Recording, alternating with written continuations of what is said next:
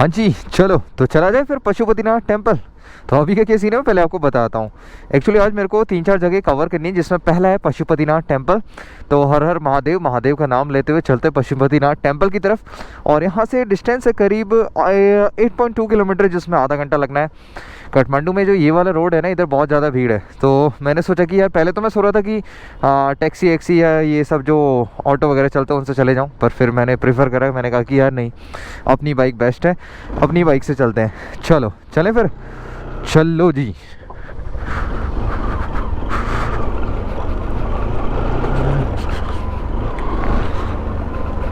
बहुत ज़्यादा भीड़ है यार काठमांडू में, उम्मीद से ज़्यादा।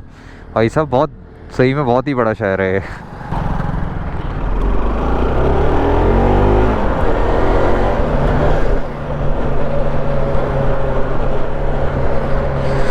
चलो जी। अच्छा एक चीज़ मैं आपको बताना भूलिया, काठमांडू का वेदर बढ़िया है भाई, ठंडा ठंडा टाइप का है, ठीक हो रहा है बढ़िया।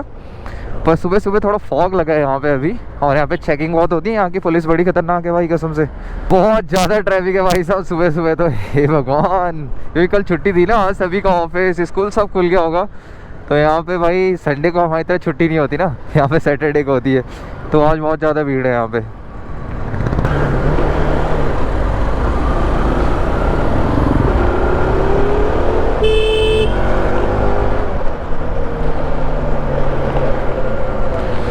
यहाँ पे मुझे ऐसा क्यों लग रहा है यार केवल मैं ही स्पीड से जाता हुआ दिखाई दे रहा हूँ, और अचानक पुलिस वाले मेरे को रोक लेंगे, इसलिए मैं हल्के हो जाता हूँ यार अब थोड़ा, माँ कसम। चलिए मैडम।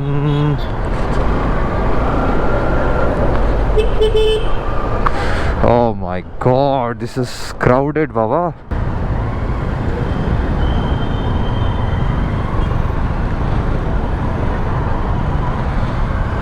अच्छा अपने को तो सीधे सीधे जाना है, तो अपन तो जा सकते हैं। अब अपने को आगे से लेने का है left, yes left. Traffic police बहुत एक्टिव है बाबा यहाँ, फिर से कह रहा हूँ मैं। सही है सही है सही है। चलो इधर वाले एरिया में नहीं, इधर भी भीड़ तो है, भीड़ तो हर जगह है भाई। दिस इज क्राउडेड यार, माँ कसम बहुत ज़्यादा भीड़ है भाई इधर तो। ऐसी तो उम्मीद नहीं करी थी मैंने, इतनी ज़्यादा भीड़ होगी, और बहुत भीड़ है इधर। ओ भाई काफ़ी लंबे समय बाद ट्रैफिक यहाँ पे जाम खुला है, देख रहे हो गाड़ियाँ bikes. Oh my god, this is crazy bro, this is crazy भाई सीरियसली। बहुत खतरनाक सीन है यार यहाँ तो, बहुत भीड़ है।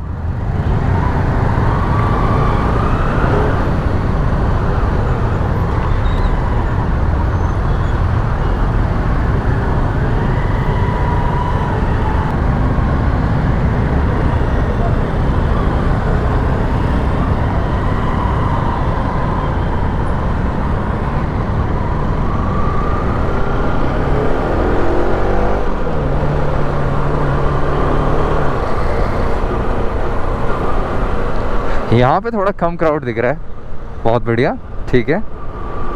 चलो थोड़ा कम क्राउड वाले एरिया में आ गए मुझे लग रहा है अब। ओह नहीं, पुलिस वालों ने क्या फिर से रोक लिया? क्या है सीन इधर?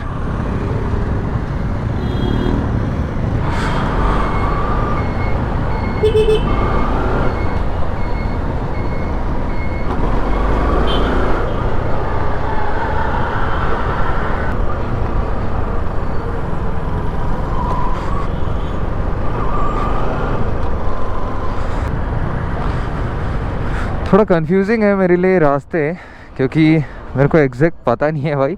गूगल मैप्स मेरे को भटका दे रहा है बार बार, पर मुझे लगता है ये रास्ता शायद वहाँ तक जाता तो है।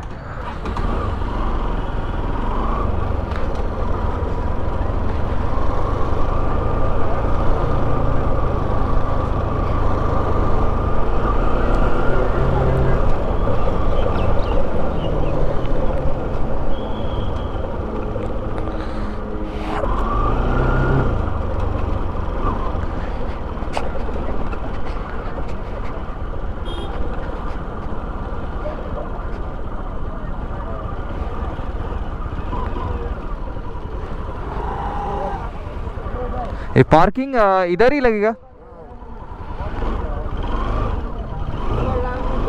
अच्छा ओके। हिंदी वैसे कम लोग समझते हैं ना, बस दिक्कत इस चीज़ की है। तो अगर हिंदी समझने वाले लोग अपने ज़्यादा हो जाए तो बेस्ट है।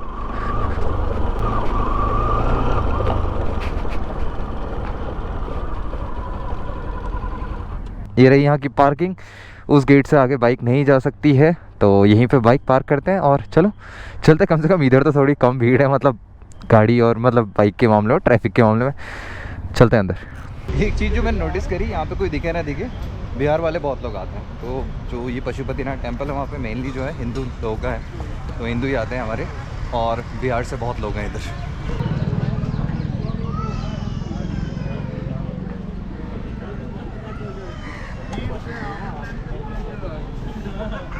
अगल बगल आप लोग अगर नोटिस करें मेरे, तो आपको दुकानें दिखाई देंगी, जो कि अभी कुछ खुली हैं दुकानें और कुछ लोग की खुल चुकी हैं।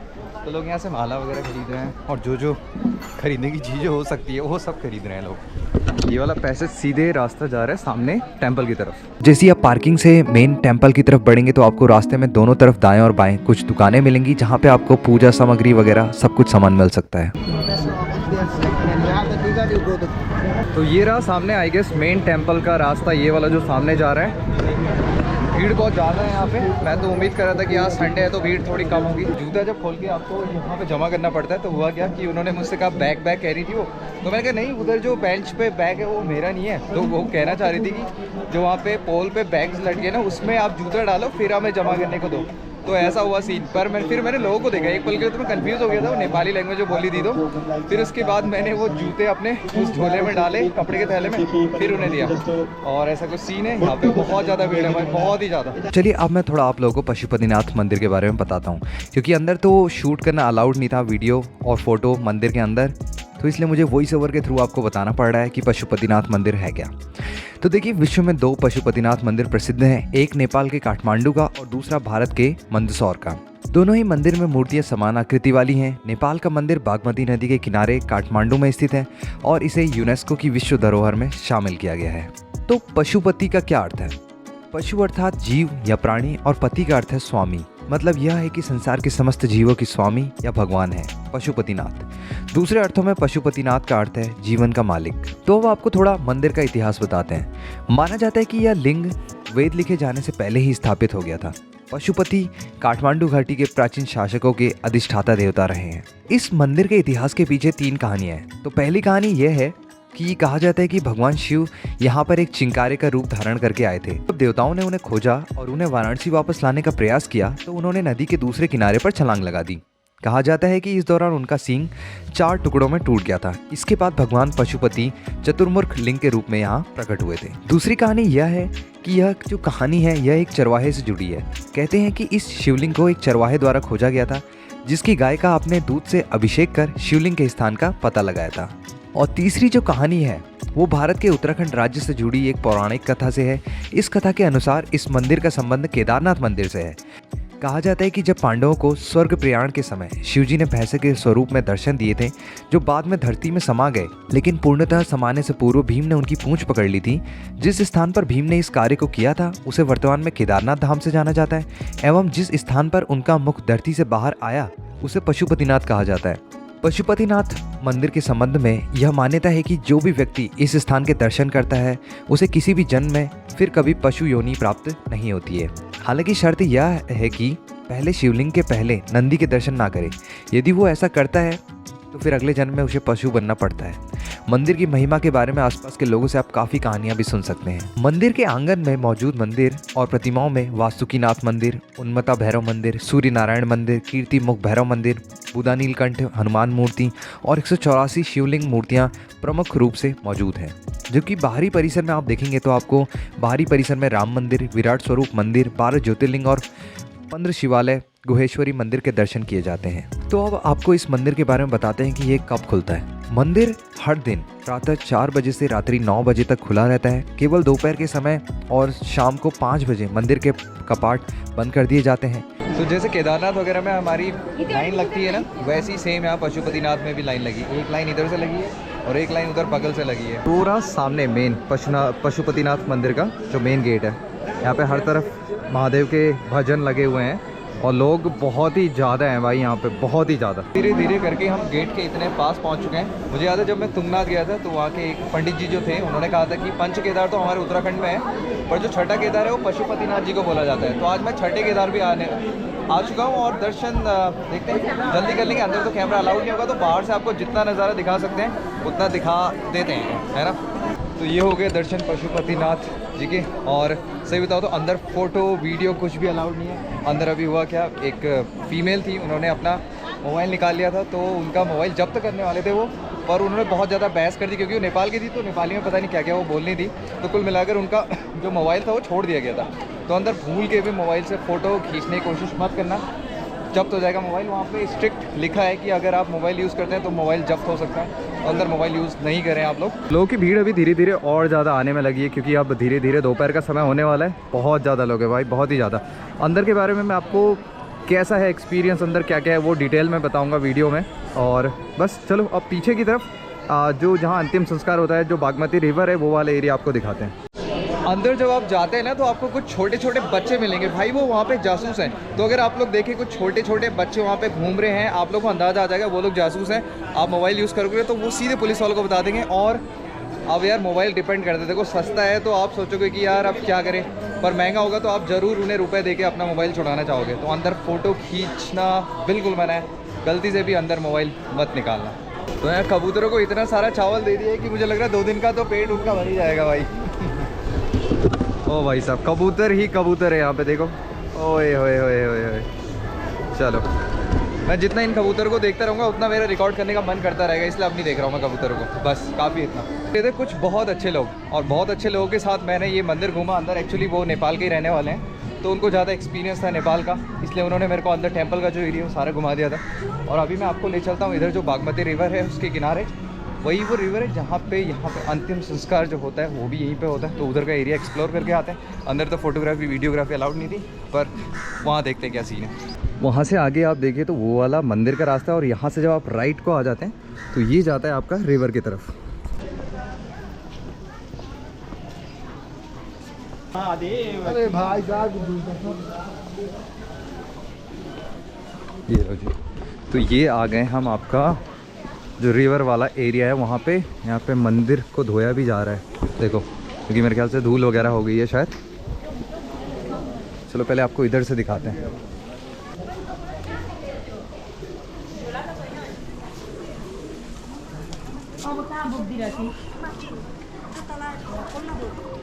तो बागमती नदी के किनारे पहुंचकर मेरा प्लान ऐसा था कि मैं कुछ रिकॉर्ड करूंगा, पर मैं कुछ ज़्यादा रिकॉर्ड नहीं कर पाया। कारण ये था कि मैं वहाँ जब पहुँचा तो मैंने नोटिस किया एक के बाद एक डेड बॉडीज़ आने में लगी थी, और उन लोगों की जो रोने की आवाज़ थी ना, उनके परिजनों की, भाई वो अभी तक मेरे कानों में गूंजती हैं सही बताऊँ तो इसलिए मैंने वहाँ रिकॉर्ड नहीं करा ज़्यादा।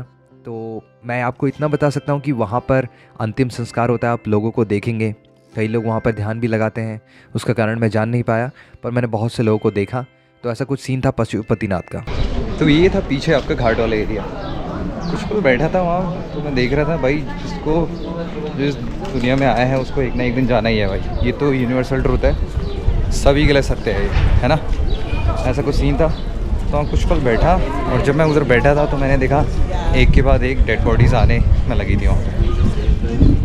तो यार कुछ बोलने का मन नहीं कर रहा मेरा अभी एक काम करते हैं ना, वीडियो को यहीं पे ख़त्म करते हैं, है ना। चलते हैं पशुपतिनाथ से अभी।